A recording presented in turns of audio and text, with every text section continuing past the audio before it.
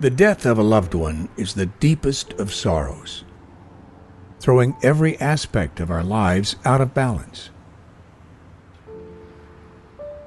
To endure our sorrow, we must face our loss and give full expression to our grief. And we must trust that we can rebuild our lives. Whatever our grief experience, it's important to be patient with ourselves and allow the process to unfold naturally. I was awakened by the police at my door, notifying me that my daughter was in a car accident. Grabbed a picture of Nicole, and I said, "This is my daughter. Please tell me that that's not who you saw." I shut down. I was in a state of shock. The initial pain, I couldn't catch my breath. I felt like I was going to throw up all the time. It was just such a sense of unreality. I felt that there was a split, that all of a sudden I had shifted into a different world that just didn't make sense to me.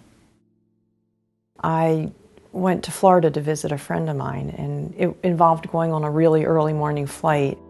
My husband got up and he took me to the airport. I got to Orlando and we drove to my friend's house. We stopped for lunch, and I thought, I think I'll call Hal and let him know I'm here okay. The phone rang and he didn't answer it, and I didn't really think anything of it because I figured, well, he's out with his friends. So time went along, and about 4 o'clock I called again, and I called his cell phone, I called the house, and there was no answer, and it made me nervous. Phone call came in on my cell phone, and I saw it was my sister's phone number, and I thought, this isn't good. And she said, "Are you sitting down?" I said, "Okay, I am." And she said, "Hal's passed." And I went, "No, this can't. It can't." He had a heart attack. He was at the computer, ironically planning a trip for us to take. My first husband passed away in 2003. He was 48 years old. He was an airline pilot, and we had been married for over 20 years. We had 4 kids, ranging in age from 12 to 18, and his death was very unexpected. He had suffered with depression for all the years that I knew him, so life with him was always very up and down. He picked a fight with me one evening and then committed suicide. My second husband, he was also widowed.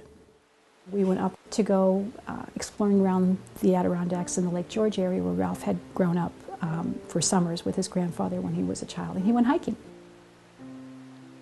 Unfortunately, it was when we were having so much rain, and it was sort of a slippery thing, and he had to ford streams and all of that, and he must have had some sort of a cut on his leg because he acquired a parasitic infection.